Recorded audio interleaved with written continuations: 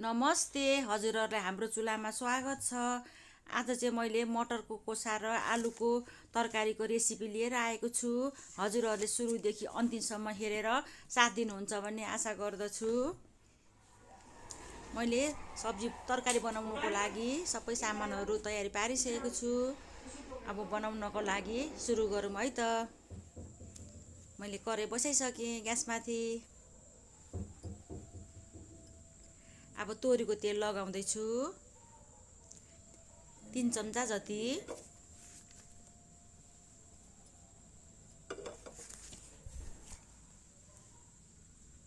तेल तातिसक्यो, जिरा दाना फुर्याउँदै छु थोरै आधी चम्चा। सानो मसलाको चम्चाले प्याज मसिनो गरेर काटेको छु मैले, मसिनो दुईटा। एकछिन भुट्नु पर्छ प्याजलाई। प्याज भुटिसक्यो, अदुवा लसुनको पेस्ट 1 चम्चा। जिरा धनियाको धुलो 1 चम्चा। चिया चम्चाले बेसार आधी चम्चा। कश्मिरी धुलो खोर्सानी 1 चम्चा। अब मजाले मिक्स गर्नुपर्छ। मसलालाई मजाले भुट्नुपर्छ काँचो स्मेल जानुन्जेलसम्म।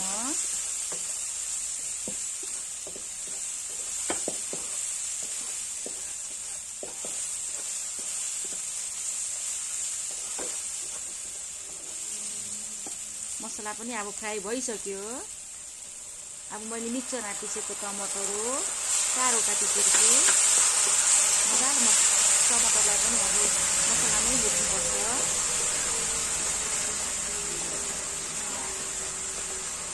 यसरी बनाएको आलु र मटरको तरकारी चाहिँ असाध्यै मिठो हुन्छ। पाक्नलाई पनि छिट्टो हुन्छ, खानलाई पनि मिठो। नुनको स्वाद अनुसार।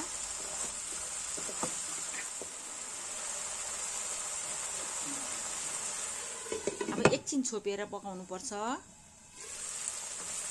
तेल छोडिसक्यो मसलाबाट।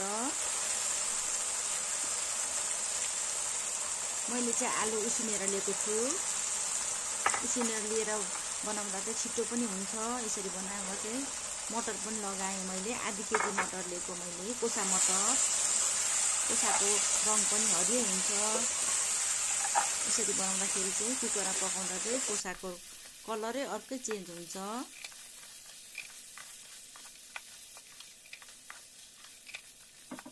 मजाले फ्राई गर्नुपर्छ एकछिन।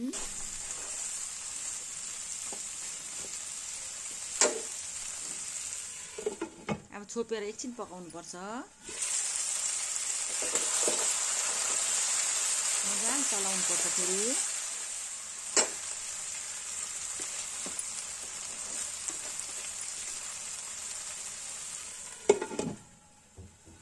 आलु चाहिँ मैले पुरा पाक्ने गरी पकाएको थिइनँ। उसिन्दाखेरि चाहिँ मैले कमै उसिनेको छु, सबै हुने गरी उसिनेको थिइनँ। यो चाहिँ हातभन्दा अलिक बढी उसिनेको।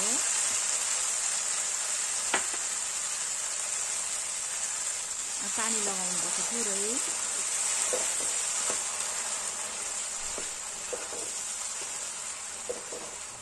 यसरी पकाउँदाखेरि चाहिँ हरियो कोसा मटरको कलर हरियै हुन्छ।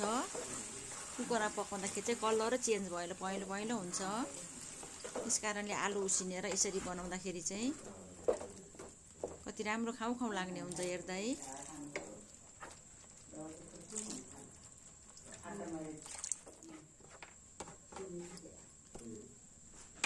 अब हजुरलाई कतिको ग्रेभी मनपर्छ? यो चाहिँ गरम मसला लगाएको मैले 1 चम्चा।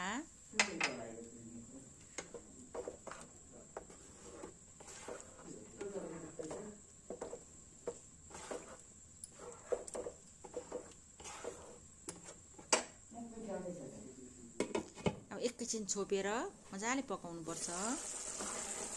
मरमसलाहरू मजाले लाग्छ आलुमा पनि।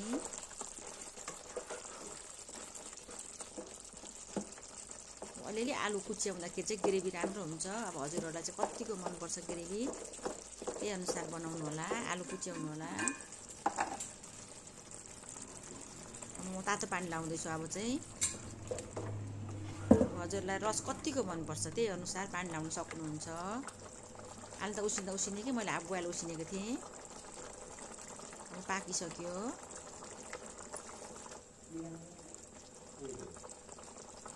हरियो कोसा मटर हो। कोसा मटर त झन् पाकिहाल्छ। हेर्नुहोस् त कस्तो मजाले पाकिसकेको छ। कलर पनि चेन्ज भएको छैन, हरियै छ।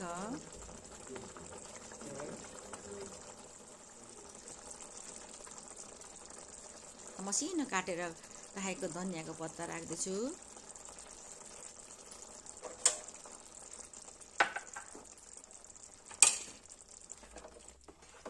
सबै मिक्स गर्नुपर्छ। अब हेर्नुहोस् त कस्तो राम्रो भयो आलु मटरको तरकारी। खानासँग रोटीसँग जेसँग खाँदा नि हुन्छ। हजुरहरूलाई म सर्भ गरेर देखाउँदैछु। अब हजुरहरूलाई भिडियो कस्तो लाग्छ, भिडियो मन परेमा लाइक कमेन्ट सब्सक्राइब गरिदिनु होला। साथीभाइहरूसँग सेयर गर्नु पनि नभुल्नु होला। हजुरहरूको दिन सुखमय बितोस्। धन्यवाद।